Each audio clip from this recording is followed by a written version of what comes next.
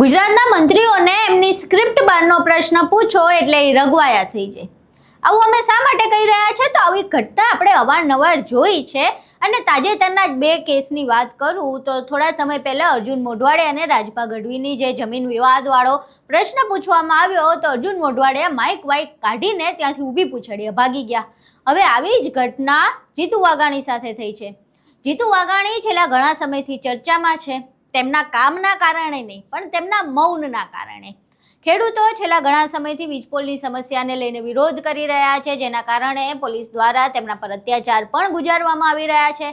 પરંતુ જીતુ વાઘાણી મૌન છે. હવે આ મૌનના કારણે તેઓ ચર્ચામાં હતા. પરંતુ એક પત્રકારને એવું થયું કે અમે આ મૌન તોડાવીએ અને હકીકતમાં વીજપોલની સમસ્યાને લઈને જીતુ વાઘાણી પાસેથી જવાબ માંગીએ. પરંતુ એમ જીતુ વાઘાણી જવાબ આપે ખરા? પત્રકારે એડી ચોટીનો જોર લગાવ્યો અને પ્રેસ કોન્ફરન્સમાં પ્રશ્ન પૂછી લીધો, પરંતુ જીતુ વાઘાણીએ પાછું અર્જુન મોઢવાડિયા જેવું જ કર્યું. આખી ઘટના શું છે તેના વિશે વિગતે ચર્ચા કરવી છે. નમસ્કાર, તમે જોઈ રહ્યા છો ચક્રવાત ન્યૂઝ. હું આપની સાથે હેમંત.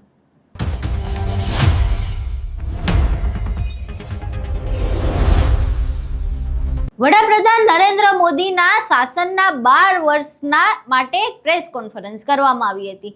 જીતુ વાઘાણી, પરસોત્તમ રૂપાલા અને અન્ય ભાજપ નેતાઓ પણ એમાં જોવા મળતા હતા. હવે આ પ્રેસ કોન્ફરન્સમાં જીતુ વાઘાણીએ 12 વર્ષના વિકાસ કાર્યોની વાત કરી. હવે આ વિકાસ કાર્યો બાદ વારો આવ્યો સવાલ જવાબનો. હવે સીધી વાત છે કે પ્રેસ કોન્ફરન્સ હોય એટલે પ્રશ્નોત્તરી પણ હોય. પહેલા જીતુ વાઘાણીને આ વિકાસ કામોને લઈને જ પત્રકારે પ્રશ્ન પૂછ્યો, પણ એમાંય જાણે જવાબ આપવામાં એમને ફાંફા પડી ગયા. પછી એક પત્રકારે પ્રશ્ન પૂછી લીધો વીજ પોલની સમસ્યાનો.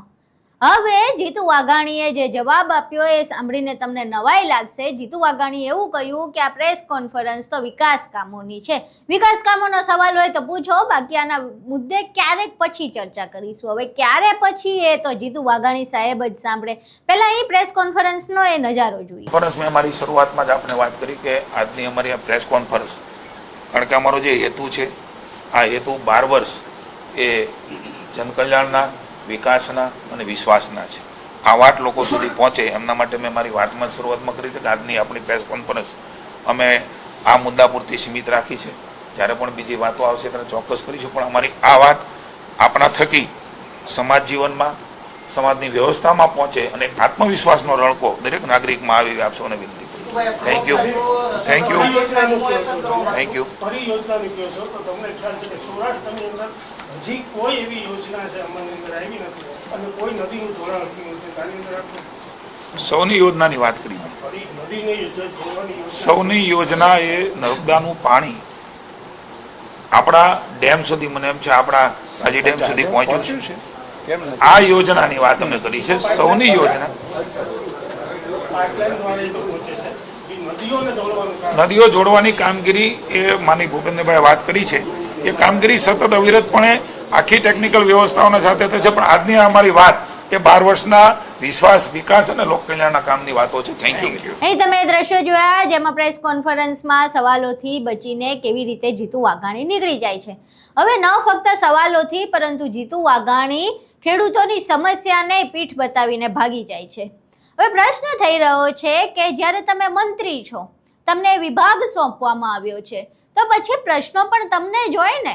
આના પહેલા અર્જુન મોઢવાડિયાને તેમના વિભાગનો પ્રશ્ન પૂછવામાં આવ્યો તોય તેઓ ભાગી ગયા. અત્યારે જીતુ વાઘાણીને એમના વિભાગનો પ્રશ્ન પૂછવામાં આવ્યો તોય તેઓ ભાગી ગયા. એટલે પ્રશ્ન થઈ રહ્યો છે કે શું તમને જે સ્ક્રિપ્ટ લખીને આપી હોય એ સ્ક્રિપ્ટની બહારનો પ્રશ્ન આવે એટલે તમારા ગેંગે ફેફે થઈ જાય છે. ખેડૂતો છેલ્લા ઘણા સમયથી પરેશાન છે. વીજપોલની સમસ્યાનો વિરોધ કરી રહ્યા છે.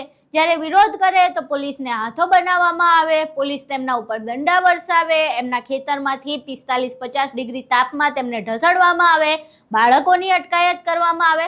આ બધું જીતુ વાઘાણીના વિભાગમાંથી એટલે કૃષિ વિભાગમાં થઈ રહ્યું છે.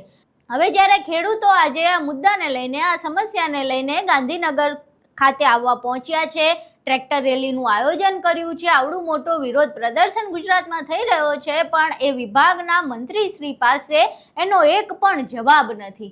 કેટલી નવાઈની વાત કહેવાય કે જે વિભાગના મંત્રી છે એ વિભાગને આપણે પ્રશ્ન પણ ન પૂછી શકીએ અને પ્રશ્ન પૂછીએ તો ત્યાંથી ભાગી જાય. આવું કેવું?